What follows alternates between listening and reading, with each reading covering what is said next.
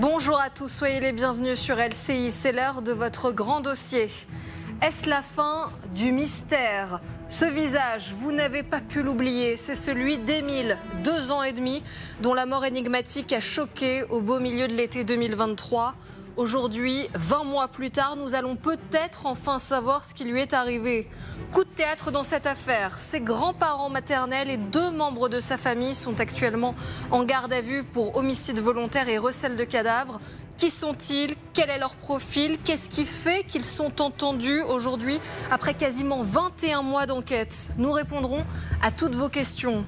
Et puis Jacques Pradel, journaliste spécialiste des affaires criminelles, est notre invité dans ce grand dossier. Pour ne rien rater des derniers rebondissements, nous serons en direct de la Bouilladis, à gauche, dans les Bouches-du-Rhône. C'est là que vivent les grands-parents d'Émile. Nous serons aussi à 30 km de là, à Marseille, là où ils sont actuellement entendus. Mais nous serons aussi au Auvernais, l'endroit même où l'enfant a disparu il y a presque 21 mois. Partons d'abord à la Bouilladis pour aller retrouver Raphaël Redon et Arthur Grolet. Bonjour à tous les deux. Tout s'est accéléré ce matin avec une perquisition et la garde à vue des grands-parents et de 2 autres membres de la famille. Absolument, c'est sans doute dans cette grande maison de la Bouilladis que tout a peut-être basculé dans cette enquête à 6h du matin, lorsque les enquêteurs de la section de recherche de Marseille sont arrivés pour d'abord interpeller les grands-parents du petit Émile ainsi que 2 de leurs enfants. Puis ils ont perquisitionné cette grande maison que vous voyez juste derrière moi au volet vert, à l'intérieur mais surtout à l'extérieur. Lorsqu'ils ont saisi la voiture du grand-père, un grand SUV bleu, ainsi qu'un box qui sert à transporter les chevaux de la famille, des indices supplémentaires en plus des écoutes téléphoniques qui ont été menées depuis plusieurs semaines et qui vont permettre de mener ces gardes à vue à Marseille, on vous le rappelle, pour homicide volontaire et recel de cadavres 20 mois après la disparition et la mort du petit Émile dans le hameau du Auvernais. Merci beaucoup Raphaël Redon. Et pour en parler sur ce plateau, nous sommes avec Marie Belot. Bonjour Marie. Bonjour. Merci d'être avec nous, journaliste au service police-justice TF1 LCI. On est aussi avec maître Marine Alali. Bonsoir maître. Merci d'être là, avocate, directrice du pôle résolution des affaires criminelles au sein du cabinet Seban. Et Christian Flech, bonsoir. Bonsoir ancien directeur de la police judiciaire de Paris. On est aussi avec Jacques Dallest, magistrat honoraire, ancien juge d'instruction, ancien procureur de la République et ancien procureur général. Vous êtes aussi l'auteur de l'ouvrage dont la couverture va s'afficher sur les chemins du crime chez Mareuil Éditions. Merci beaucoup d'avoir accepté notre invitation. D'abord, peut-être, Marie Belot, un mot sur ces perquisitions. Est-ce qu'on sait exactement ce qui a été pris dans la maison des grands-parents ? Alors, ce qui a été visible, en tout cas par nos journalistes qui étaient devant cette maison, c'est qu'effectivement, les gendarmes sont repartis avec la voiture du grand-père d'Émile et avec effectivement un box, un van pouvant transporter des chevaux. Il y a très certainement des analyses techniques et scientifiques qui vont être menées à l'intérieur de ces 2 véhicules qui ont été conduits au sein des locaux de la section de recherche de Marseille. Après, on l'a vu toute la matinée, pendant de longues heures, depuis très tôt ce matin. Les gendarmes ont aussi travaillé à l'intérieur de la maison. Ils se sont bien assurés de tirer les rideaux parce que tout cela, évidemment, est protégé par le secret de l'enquête, le secret de l'instruction. Donc, on n'est pas censé voir ce qui se passe à l'intérieur. Peut-être qu'ils ont saisi du matériel informatique, des documents, des vêtements. On peut tout imaginer. En tout cas, peut-être que c'est en raison des écoutes qu'ils ont faites ces derniers mois que certains éléments ont été saisis ou non dans la maison, mais on n'a pas plus de détails sur tout ce qui a été perquisitionné ce matin. Jacques Dallest, vous êtes avec nous. Est-ce que ça vous a marqué, ces rebondissements ? Est-ce que c'est courant finalement d'avoir de tels rebondissements presque 21 mois après le début d'une enquête ? Ça peut arriver. On a vu d'autres enquêtes où plusieurs personnes successivement ont été placées en garde à vue sans pour autant qu'on soit certain d'avoir identifié l'auteur. Je pense à l'affaire de la petite Louise. Alors là, c'est évidemment un événement assez majeur, avec 4 personnes membres de la cellule familiale qui sont mises en cause à ce stade. On n'en est qu'au stade des soupçons, pas encore à une éventuelle mise en examen, encore moins à un procès. Il faudra attendre la suite de la garde à vue. Il faudra attendre notamment si la garde à vue est prolongée demain et si ces personnes sont déférées devant les juges d'instruction. Donc c'est sans doute la résultante du développement de l'enquête avec un grand nombre d'investigations, de recherches, d'analyses scientifiques, techniques. Et parallèlement, d'autres actes d'investigation sont sans doute menés, et notamment des expertises scientifiques sur ce qui a été saisi, véhicule, etc. Donc tout ça, c'est une conjugaison d'actions qui, peut-être, va révéler finalement l'auteur des faits, ou pas du tout, si la piste ne s'avère pas la bonne. Oui, vous avez raison de le rappeler, Maître Halali. On rappelle bien que les personnes qui sont actuellement entendues sont toujours présumées innocentes. Elles sont présumées innocentes et au stade de la garde à vue, de toute manière, elles sont simplement soupçonnées. Et il faut un soupçon pas spécialement renforcé, ou en tout cas autant renforcé que pour une mise en examen, pour une garde à vue. Donc à ce stade, ça n'en dit pas beaucoup sur les éléments de preuve qu'il y a contre eux. Oui, mais un mot sur la qualification. Regardez ce qu'a déclaré le procureur de la République d'Aix-en-Provence. Les enquêteurs procèdent par ailleurs à des opérations criminalistiques en divers lieux du territoire. Christian Flech, c'est une déflagration, ce terme, en tout cas, quand on entend homicide volontaire, notamment, oui. Ils sont entendus pour homicide volontaire et recel de cadavres, c'est fort. C'est ça le plus intéressant, c'est-à-dire que actuellement, clairement, les enquêteurs sont plutôt sur l'hypothèse non pas de la disparition de l'enfant, mais sur la mort de l'enfant, avec un recel, c'est-à-dire que la possibilité que entre le moment où il est mort et le moment où il a été retrouvé, il a pu être stocké, recellé dans un autre endroit. Et donc, on est vraiment dans une hypothèse criminelle dans laquelle paraissent impliquées les personnes qui sont en garde à vue. Jusqu'à présent, Marie Belot, c'était la piste accidentelle qui était privilégiée dans cette affaire ? Toutes les pistes étaient étudiées, c'est ce que nous répétait le procureur, c'est ce que répétaient les enquêteurs. Dans une enquête qui est complexe comme celle-ci, il faut rester ouvert à toutes les possibilités. Ce que font les enquêteurs, c'est que ils referment les portes les unes après les autres. Il faut le savoir, dans cette affaire, il y a eu énormément de signalements, de courriers anonymes à vérifier, des dénonciations de certains objets suspects, etc. Donc, dans ce cas-là, les enquêteurs vont sur les lieux, procèdent à des auditions, à des saisies, font des vérifications et referment certaines portes. Mais toutes les pistes étaient toujours étudiées. Et là, c'est vrai qu'on a l'impression que la piste criminelle, en tout cas, intéresse particulièrement les enquêteurs, puisque c'est 4 membres d'une même famille qui sont actuellement en garde à vue, mais ça ne dit pas à cette heure s'il y a bien eu un homicide volontaire ou un homicide involontaire, ou si la piste accidentelle peut toujours être la piste à privilégier. Oui, mais ça veut dire, Jacques Dallest, en tout cas, au vu des dernières informations qu'on a, est-ce que ça veut dire que les enquêteurs croient de moins en moins à la piste accidentelle ? Puisque le chef de mise en garde à vue est celui d'homicide volontaire, de meurtre et de recel de cadavres, on peut penser que l'instruction s'est orientée vers cette hypothèse criminelle qui n'était pas forcément hypothèse dominante dans cette affaire, et que la piste est peut-être dans l'entourage familial. Mais comme cela a été dit, c'est encore beaucoup trop tôt. Que ressortira-t-il de ces auditions ? Est-ce que ces 4 personnes seront mises en cause ? Ce n'est pas du tout certain.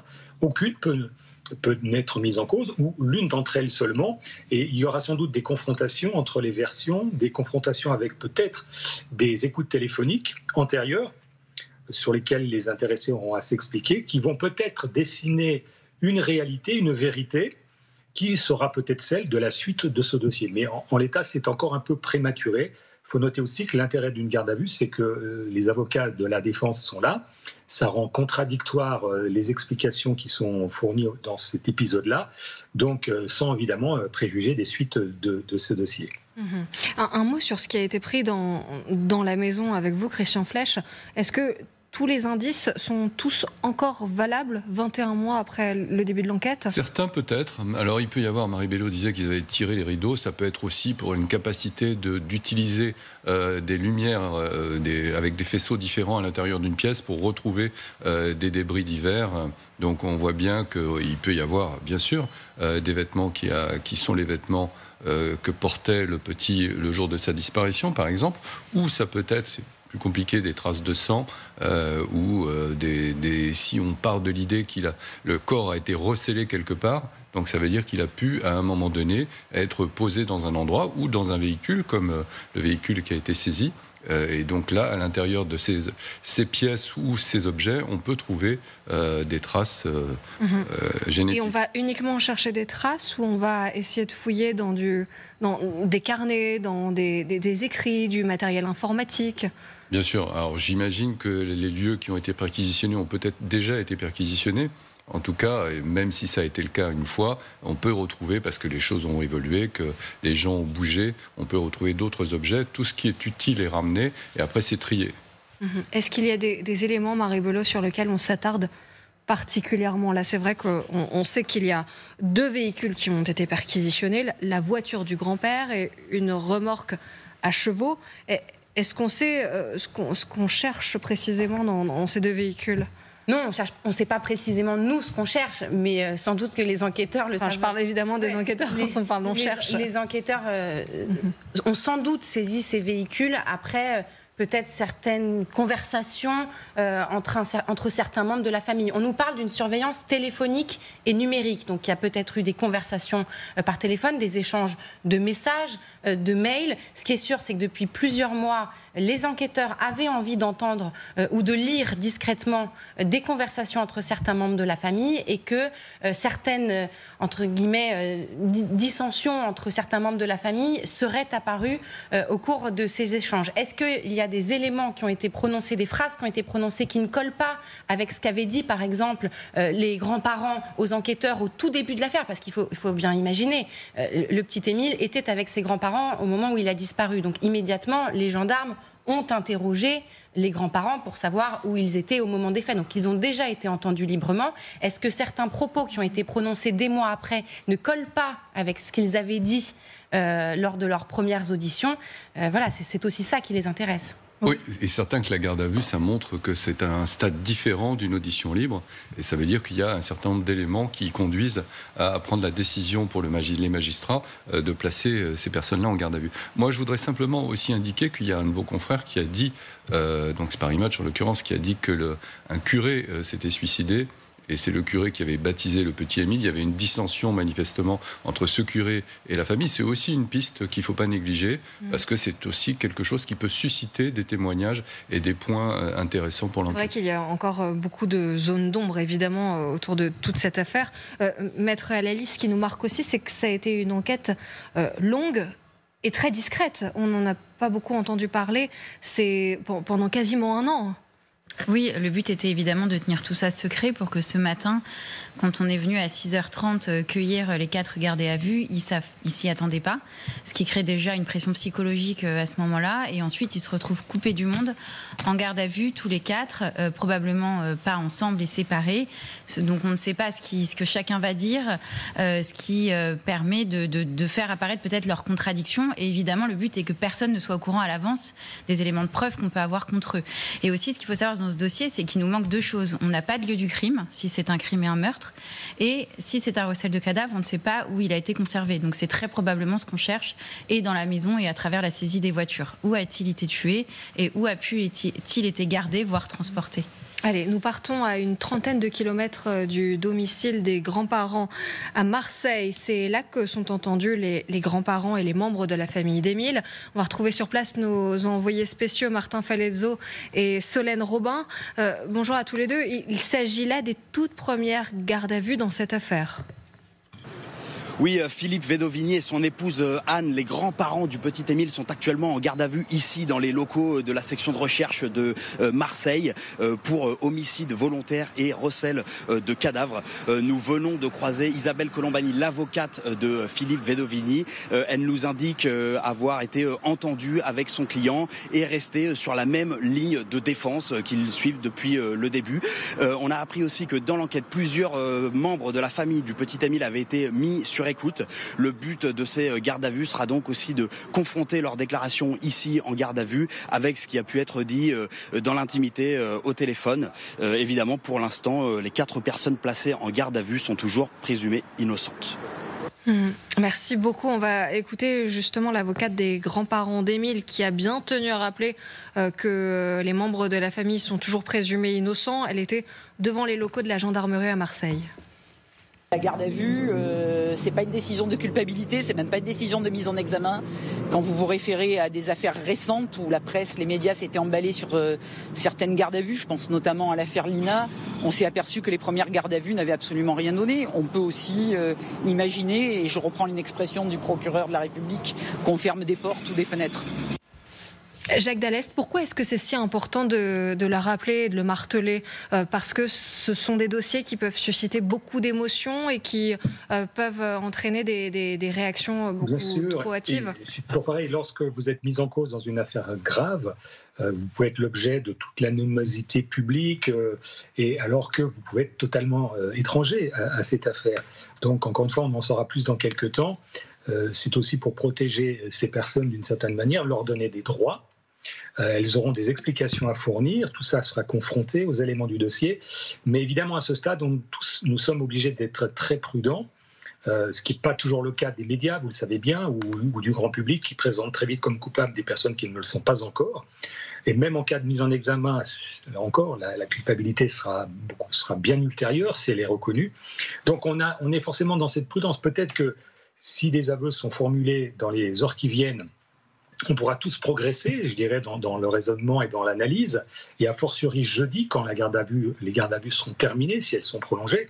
Voilà, donc nous sommes obligés à ce stade d'être véritablement prudents. Je pense que certains éléments vont sans doute être dévoilés d'une manière ou d'une autre, certaines informations, et je pense que le procureur lui-même communiquera. Donc voilà, c'est tout ce que nous pouvons dire en tant que professionnel de la chose judiciaire, même si l'émotion du public, on la comprend, l'inquiétude des gens du village, l'incertitude, mais soyons prudents, encore une fois, tous à ce stade. Oui, vous avez raison de sans cesse rappeler à la prudence. En tout cas, on a bien compris que la famille maternelle était dans le viseur des enquêteurs. Faisons ensemble, Marie Belot, le portrait de cette très grande famille, parce que c'est vrai qu'on peut avoir du mal à s'y retrouver. Donc on a décidé de faire un schéma ensemble pour mieux comprendre comment la famille est constituée. Elle est bien connue dans le village du Haut-Vernay depuis plusieurs années. Là, on a donc les grands-parents d'Émile. Oui, Philippe Vedovini et Anne Vedovini. Philippe Vedovini a 59 ans, Anne 50 ans. Effectivement, c'est leur maison secondaire qui est dans le Haut-Vernay. C'est une maison de famille dans laquelle ils passent des week-ends, les vacances scolaires. D'ailleurs, c'est là qu'Émile était en juillet 2023. Il venait à peine d'arriver au Haut-Vernay dans cette maison où cette famille passe souvent du temps. Il faut savoir que c'est une très grande famille, une famille, on nous dit catholique, très pratiquante. C'est un couple qui a eu 10 enfants et Marie Soleil est l'aînée de ces 10 enfants. Marie, c'est la maman d'Émile. C'est la maman du petit Émile. Donc il y a 10 enfants dont les plus jeunes sont à peine plus grands qu'Émile. Ils ont, on nous dit-on, 7, 8 ans au moment de sa disparition. Et c'est des enfants qui étaient d'ailleurs pour certains présents dans la maison au moment des faits. Et parmi les plus âgés, ceux qui sont majeurs, 2 seraient en garde à vue en même temps que les grands-parents. Et donc, pour bien comprendre, il y a les 2 grands-parents qui sont actuellement entendus et 2 de leurs enfants, mais on ne sait pas lesquels. 2 de leurs enfants, et on sait que ce n'est pas Marie Soleil qui est en garde à vue. La mère d'Émile n'est pas en garde à vue, elle n'était pas présente au moment de la disparition. Alors Marie Soleil, elle, s'est mariée, donc c'est là la suite de notre histoire, avec le papa d'Émile. Donc ça, c'est Colomban Soleil, c'est le mari de Marie Soleil. C'est avec lui qu'elle a eu Émile, qui était donc leur premier enfant. Puis on sait s'afficher ici. Voilà, donc le petit garçon qui a disparu alors qu'il avait 2 ans et demi. Puis on sait qu'ils ont eu une petite fille. Et très récemment, lors de l'enterrement d'Émile, on a vu les parents arriver avec une poussette. Ils ont eu un 3e enfant depuis la disparition du petit Émile. Donc voilà, on nous parle d'une très grande famille, d'une famille catholique très pratiquante qui vit un peu reclus, nous dit-on, notamment lorsqu'ils sont dans le Haut-Vernay. Tout le monde les connaît, mais c'est vrai qu'ils se rendent régulièrement, tous les jours, quotidiennement, nous dit-on, à l'église à côté de leur maison. Les habitants les connaissent et les décrivent comme une famille nombreuse et vivant un peu reclus. Merci beaucoup Marie Belot pour ces précisions. Ce qui nous a aussi marqué dans cette famille, c'est que Maître Halali, c'est que notamment cette famille est particulièrement discrète. Elle ne s'est pas exprimée, on l'a pas beaucoup vue. Après, on comprend aussi après les circonstances du drame. Enfin voilà, mais Néanmoins, c'est vrai que c'est une famille discrète. Elle n'a pas pris la parole. Évidemment, selon les familles, on a des réactions très différentes, surtout vis-à-vis de la presse. Il y a des fois des parents qui veulent s'exprimer, qui ne cessent pas de s'exprimer, en pensant qu'ils peuvent aider l'enquête, en se montrant beaucoup et en s'exprimant. Là, ça n'a pas été le choix de la famille, qui a été assez discrète, mais c'est vrai que, bon, moi, j'en sais pas vraiment plus que ce qui a été dit par la presse et répété, c'est-à-dire que c'est une famille qui semblait assez fermée, et en tout cas pas ouverte à l'extérieur, et que ça soit les grands-parents, les frères et sœurs, les parents d'Émile, personne n'a souhaité s'exprimer, donc on n'a vraiment aucune voix de leur part, ni d'ailleurs de conseils qui pourraient parler en leur nom, qui ne s'affichent pas non plus, donc on ne sait pas grand-chose de leur personnalité. Christian Flech, combien de temps peut durer la garde à vue? C'est pendant 48 heures qu'ils sont Alors le procureur l'a annoncé, déjà c'est 48 heures, et à l'issue sans doute il y aura un communiqué, comme l'a dit Jacques Dallest, pour faire le point, puisque le procureur a la possibilité de rompre le secret de l'instruction pour faire des communiqués d'information. Merci beaucoup d'avoir été avec nous dans ce grand dossier, Jacques Dallest. Merci d'avoir accepté notre invitation. Dans un instant, nous serons avec Jacques Pradel, journaliste spécialiste des affaires criminelles. Bonsoir, merci d'avoir accepté notre invitation. On revient dans un instant sur cette affaire Émile. Vous en saurez plus sur les derniers rebondissements, et évidemment, on sera aussi sur place avec tous nos envoyés spéciaux. Restez avec nous sur LCI.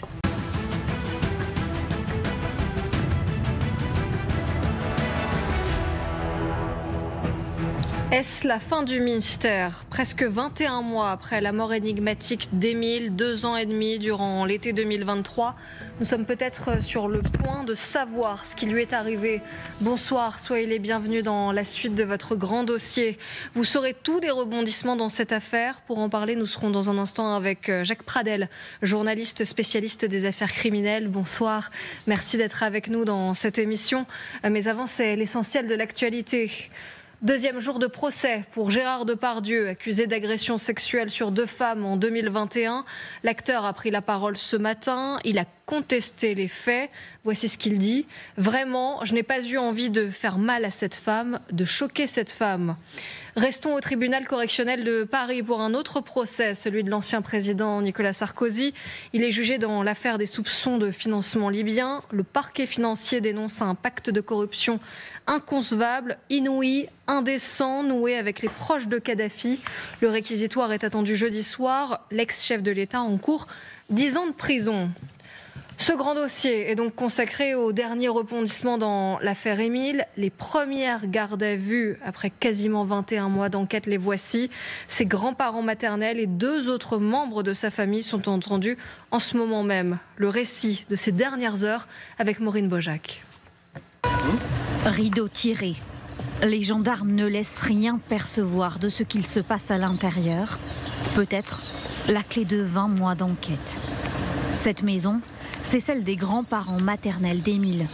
Philippe et Anne Vedovini ont été interpellés ici à 6h30 ce matin.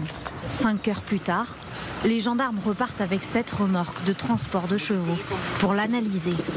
Était-elle sur les lieux de la disparition? Renferme-t-elle des réponses? Les grands-parents d'Émile ont toujours dit qu'ils devaient réparer une clôture pour leurs chevaux le jour de la disparition. Les gendarmes saisissent aussi 7 voitures, celle du grand-père d'Émile. Le voici, Philippe Vedovini, 59 ans, au volant de ce même véhicule, il y a 1 an, le jour de la reconstitution organisée par les juges d'instruction. Lui et sa femme sont interrogés en ce moment même dans les locaux de la section de recherche de Marseille. Placés en garde à vue pour homicide volontaire et recel de cadavres, avec 2 de leurs 10 enfants, tous présumés innocents. Un tournant permis par des écoutes téléphoniques et des propos tenus par les membres de la famille. Ont-ils caché des éléments aux enquêteurs pour se protéger? C'est ce que les gendarmes tentent de découvrir avec ces auditions. Autre rebondissement, la semaine dernière, les gendarmes ont saisi cette jardinière en bois, au pied de la chapelle, à quelques centaines de mètres de là où Émile a été aperçu pour la dernière fois. Cette jardinière est elle aussi analysée par les experts. Voici les dernières images publiques de la famille d'Émile, à ses obsèques le 8 février dernier. Ils réclamaient la fin du silence et la vérité, et si c'était parmi eux, qu'elle se trouvait. Voilà pour le récit de ces dernières heures avec Maureen Bajac. Partons dans le Haut-Vernay pour retrouver cette fois nos envoyés spéciaux sur place. Linda Huré, Nathanaël Brault, bonsoir à tous les deux. Merci d'être avec nous. Vous êtes près de la résidence familiale secondaire. C'est là que l'enfant a disparu il y a 2 ans et demi. Oui, c'est une affaire hors norme. Plus de 20 mois d'enquête depuis le jour de la disparition du petit garçon qui a déjà mobilisé des dizaines de gendarmes, 80 au plus fort des recherches, des équipes cynophiles, des drones, des plongeurs, 3 hélicoptères de la gendarmerie. Puis, il y a eu la création de cette cellule nationale d'enquête. 23 enquêteurs dédiés n'ont jamais rien lâché.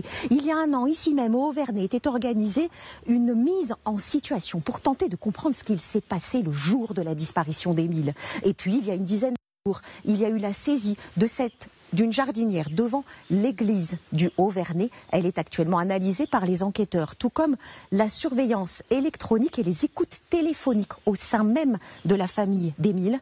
Des moyens importants pour tenter d'élucider enfin cette affaire et comprendre ce qu'il s'est passé le 8 juillet 2023 ici au Haut-Vernay. Merci beaucoup Linda Huré. On le rappelle, l'enfant a disparu il y a bien 1 an et demi. Jacques Pradel, vous êtes donc avec nous dans ce grand dossier. Bonsoir, merci d'avoir accepté notre invitation. Journaliste spécialiste des affaires criminelles. On le rappelle, est-ce que vous avez été surpris par ces derniers rebondissements ?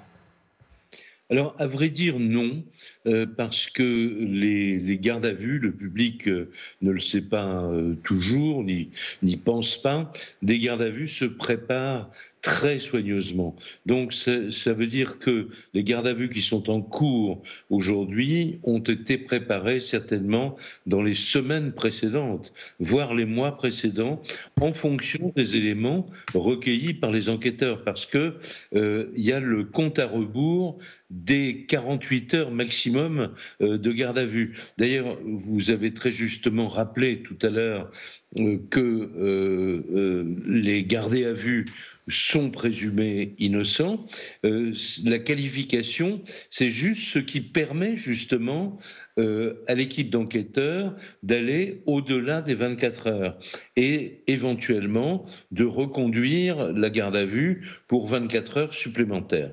Alors donc, non, pas surpris, d'autant plus qu'il y a un grand nombre de questions, évidemment, pour lesquelles on attend des réponses.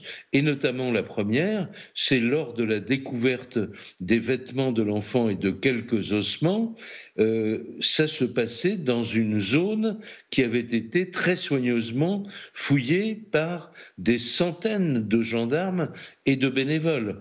Donc, d'où la question qui est logique, est-ce que le corps a été déplacé ? Est-ce que le corps a été placé à cet endroit postérieurement aux faits ?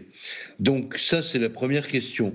Maintenant, la garde à vue, c'est aussi, dans une affaire criminelle, le moment où on peut commencer à rapprocher les pièces du puzzle, c'est-à-dire de se réinterroger sur les déclarations des uns et des autres, sur les prélèvements qui ont été faits, sur le bilan des écoutes téléphoniques de la famille, comme il a été dit, et avec... Alors, les enquêteurs en général s'interdisent d'avoir des hypothèses, c'est-à-dire les hypothèses dans cette affaire Émile, du petit Émile, c'est toujours soit il s'est perdu et il est mort à cause de la chaleur, etc., soit l'hypothèse de l'accident et du délit de fuite, auquel on a beaucoup pensé, qui a été même peut-être privilégié ces derniers temps,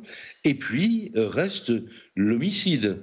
L'homicide, c'est-à-dire donner la mort volontairement à cet enfant. Jacques Pradel, pardon, mais vous le disiez très justement, c'est vrai que les enquêteurs s'interdisent toute hypothèse. Néanmoins, on précise quand même qu'on est sur la piste de l'homicide volontaire et du recel de cadavres, ce qui est extrêmement important.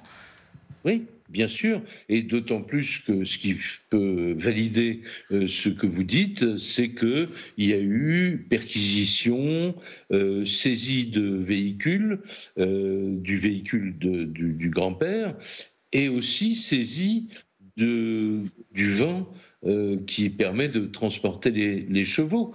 Alors, tout ça, ça fait un tout, mais les enquêteurs, encore une fois, quand même, voilà, ils posent les hypothèses logiques, mais ils essayent de ne pas en privilégier une par rapport à d'autres.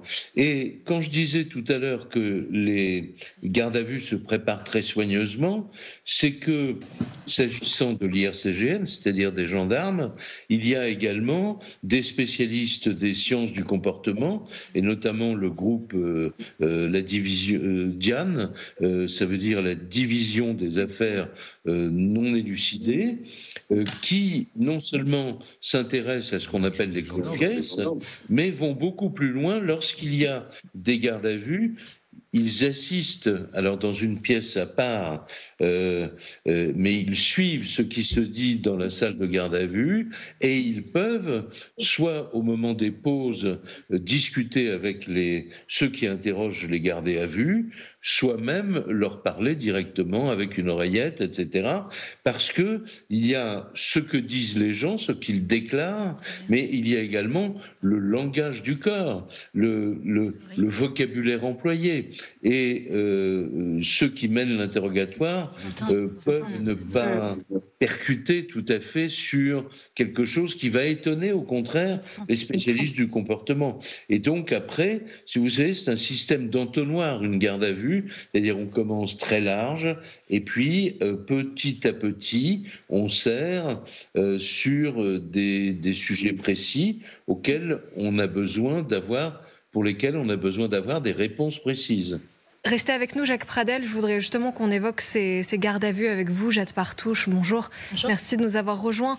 On sait que ce sont ses grands-parents maternels et 2 autres membres de sa famille qui sont entendus en ce moment même. Que sait-on des grands-parents d'Émile qui sont actuellement entendus? Alors les grands-parents d'Émile, ce sont eux, vous allez le voir, en tout cas, je vais vous les décrire, Philippe Vedovini et Anne Vedovini, respectivement. Vous le voyez, 59 et 50 ans. Ce sont donc les grands-parents maternels d'Émile qui gardaient le petit garçon au moment de sa disparition dans cette maison du Haut-Vernay, leur résidence secondaire qui se situe à peu près à 2 heures de Marseille. Ce couple a 10 enfants, dont la mère du petit Émile. Ces 10 enfants ont été élevés dans une foi assez stricte, parce que les Vedovini sont des catholiques religieux, une famille très croyante, très discrète, qui vivait un peu en autarcie, selon le maire de la Bouilladis, leur lieu de résidence principale. Très discrète, j'en veux pour preuve le peu d'images qu'on a d'eux. Ce que vous voyez là, ce sont les images du jour des obsèques du jeune garçon en février dernier. On a vu le grand-père Philippe Vedovini sous le parapluie noir. C'était la première image de cette vidéo. Ce jour-là, il avait déclaré à l'issue de l'enterrement qu'il ne fallait pas abandonner. Nous devons des réponses à Émile. C'est ce qu'il avait dit. Les réponses, les enquêteurs sont allés les chercher en partie du côté du grand-père, justement. Son profil a été passé au crible. C'est un ostéopathe qui exerce depuis la fin des années 90 dans le village de la Bouilladis, donc l'endroit où vit le couple. Initialement, il se destinait à entrer dans les ordres pour devenir prêtre, mais il a rencontré son épouse actuelle et donc il a changé de voie. Il y a une étiquette qui lui colle à la peau, et lui-même le reconnaît, celle d'un homme rigoriste, voire violent. Pourquoi je vous dis ça? Philippe Vedovini, il y a un peu plus de 30 ans, était encadrant dans un pensionnat religieux à Riaumont, dans le Pas-de-Calais.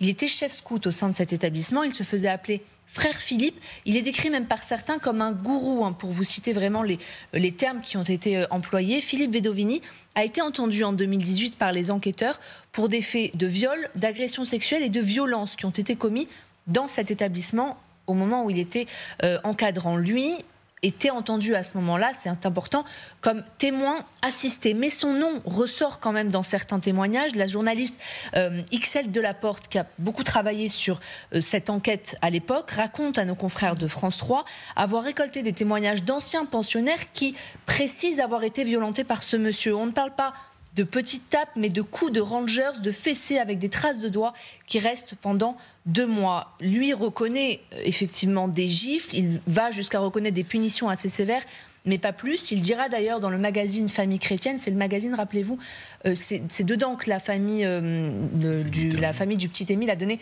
sa toute première interview. Oui. Il disait à l'intérieur, je passe pour un dominateur qui terrorise tout le monde, tout cela est faux mais je m'en moque. On va parler dans un tout petit instant de la grand-mère, mais d'abord un mot sur le portrait que vous avez dressé du grand-père, parce qu'il y avait beaucoup de choses à dire. Est-ce qu'il y a quelque chose qui vous marque dans ce qu'a raconté Jade, Marie Belot?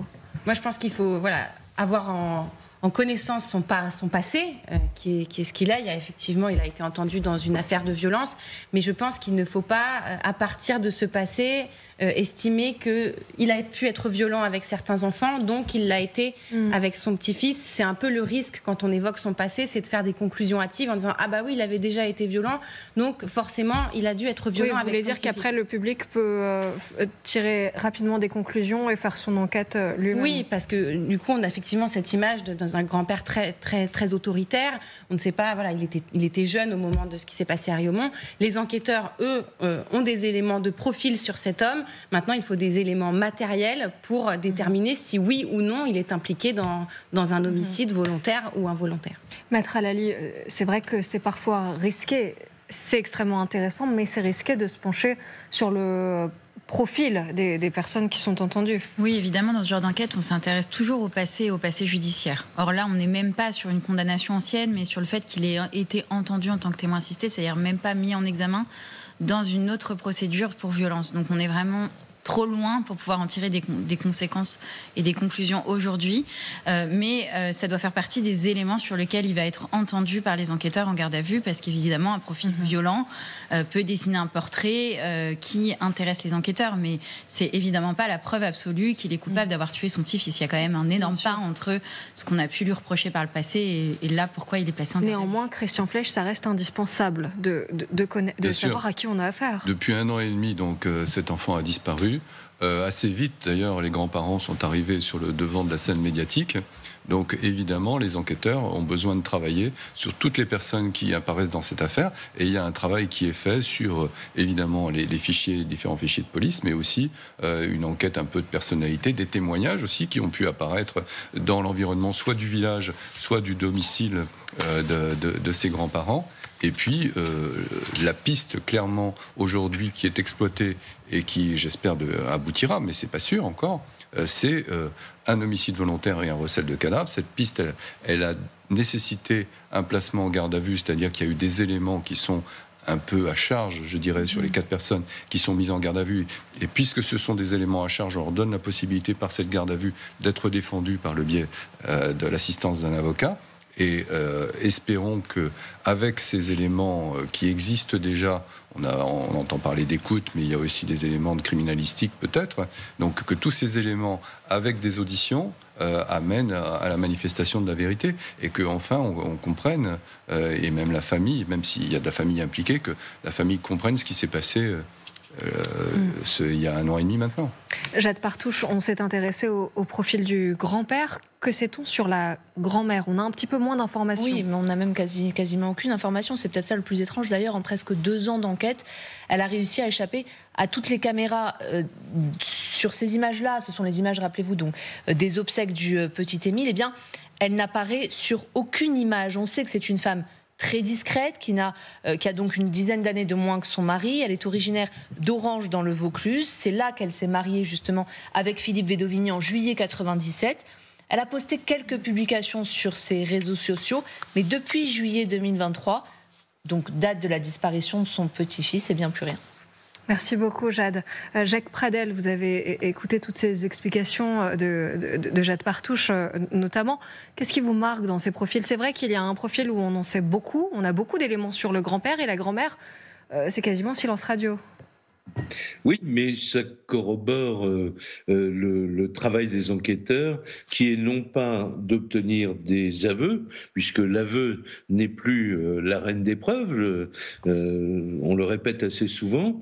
Je crois qu'une grosse partie du travail des enquêteurs est faite pour pour mettre sur des hypothèses ou sur des sentiments des éléments concrets de preuve et la manifestation de la vérité, comme on dit, c'est-à-dire des éléments qui peuvent être ensuite exposés au cours d'un éventuel procès.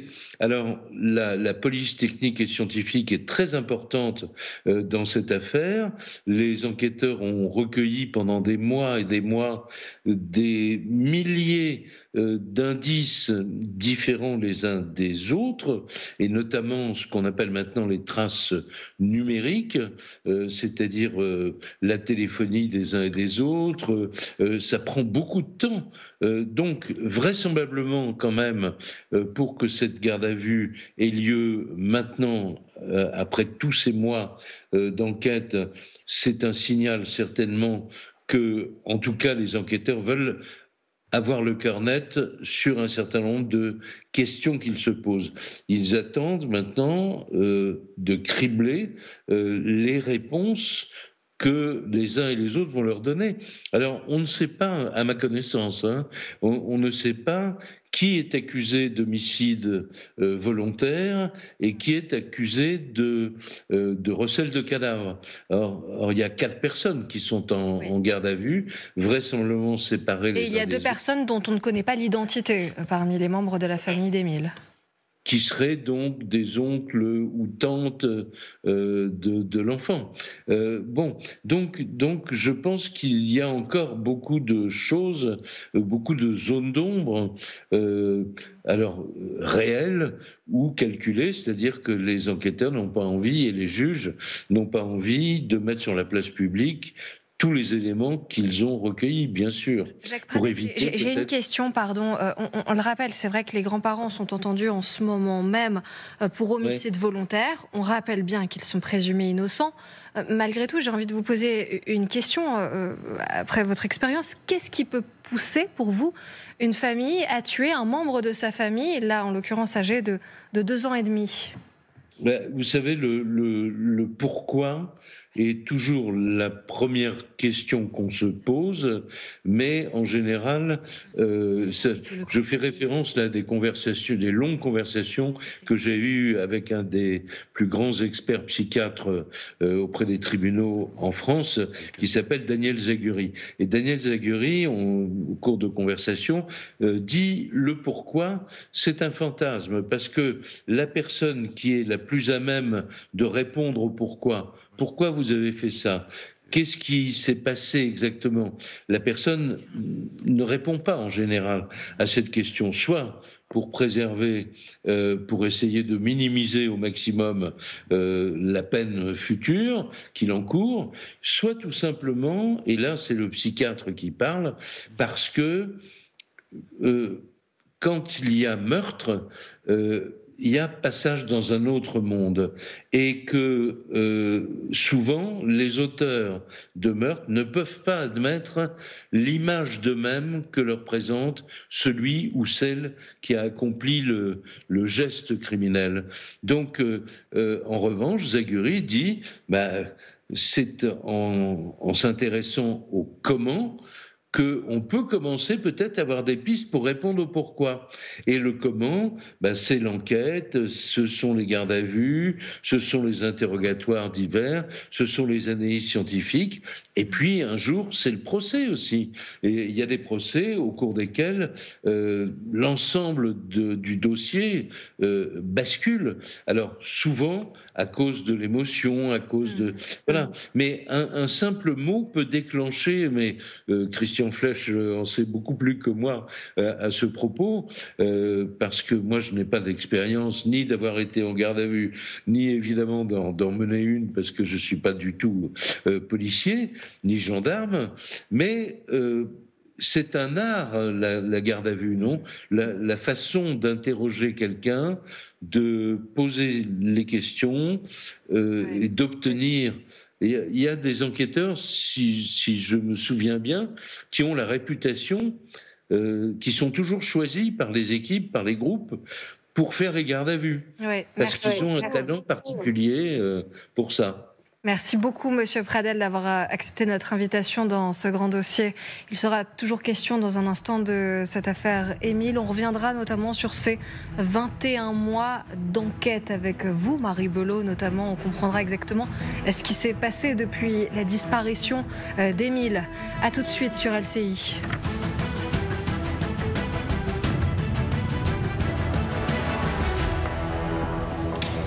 De retour dans votre grand dossier, merci de nous rejoindre. Coup de théâtre dans l'affaire Émile, ce petit garçon de 2 ans et demi dont la mort énigmatique a choqué durant l'été 2023. 21 mois plus tard, les premières gardes à vue, ses grands-parents maternels et 2 membres de sa famille sont actuellement entendus pour homicide volontaire et recel de cadavres. Nous sommes en direct de la Bouilladis, dans les Bouches-du-Rhône. C'est là que vivent les grands-parents d'Émile. On est avec Raphaël Redon, Arthur Grolet. Rebonsoir à tous les deux. Vous êtes nos envoyés spéciaux sur place. Les informations sont tombées ce matin avec une perquisition et les premières gardes à vue, donc. C'est peut-être dans cette grande demeure de la Bouilladis que vous voyez juste derrière moi que tout a basculé dans cette enquête, dans la mort du petit Émile, lorsqu'autour de 6h du matin, les enquêteurs sont venus interpeller les 2 grands-parents du jeune garçon ainsi que 2 de leurs enfants qui pourraient donc être un oncle ou une tante du petit Émile. Ils ont ensuite été emmenés en garde à vue à Marseille. Certains enquêteurs, eux, sont restés ici pour perquisitionner le domicile. D'abord à l'intérieur avec du matériel informatique qui a été saisi dans la foulée d'écoutes téléphoniques qui avaient été mise en place, mais surtout à l'extérieur avec une voiture, un SUV bleu qui pourrait appartenir au grand-père, ainsi qu'un box qui permet de transporter les chevaux de la famille que l'on a vu partir dans une dépanneuse sous-scellée et entourée de plastique aux alentours de 11h. Les enquêteurs sont ensuite rentrés évidemment à la section de recherche de Marseille pour procéder à ces gardes à vue. Les 4 personnes vont être interrogées pour homicide volontaire et recel de cadavres 20 mois après la disparition et la mort du petit Émile dans le hameau du Haut-Vernay. Merci beaucoup Raphaël Redon avec Arthur Grolet. On va comprendre précisément ce qui s'est passé en 21 mois d'enquête. En tout cas, on va refaire le fil avec vous. Marie Belot, on va d'abord voir sur cette frise pour bien comprendre exactement quelles ont été les différentes dates clés.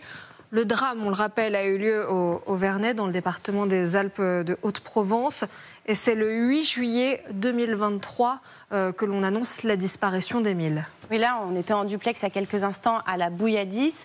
Là, la disparition d'Émile, elle se passe au Haut-Vernay, dans la maison secondaire des grands-parents maternels d'Émile. Il vient d'arriver pour les vacances d'été, il est là depuis quelques heures.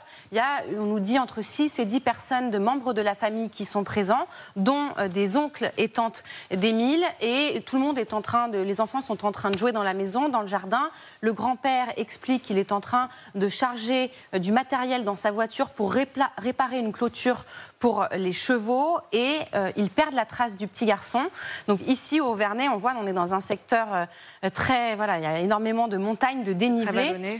Et très rapidement, il va y avoir donc les gendarmes qui sont prévenus et des premières fouilles et battues qui sont organisées. Alors on voit des battues citoyennes, mais aussi évidemment près de 80 gendarmes déployés sur le terrain pour voilà, tenter de retrouver le petit garçon. Les premières heures sont vraiment capitales pour essayer de retrouver le petit garçon vivant. Ils ont imaginé qu'il avait pu marcher plusieurs centaines de mètres, plusieurs kilomètres et se perdre. Donc il y a des drones qui ont été déployés, des chiens pisteurs pour essayer de retrouver la trace de ce petit garçon.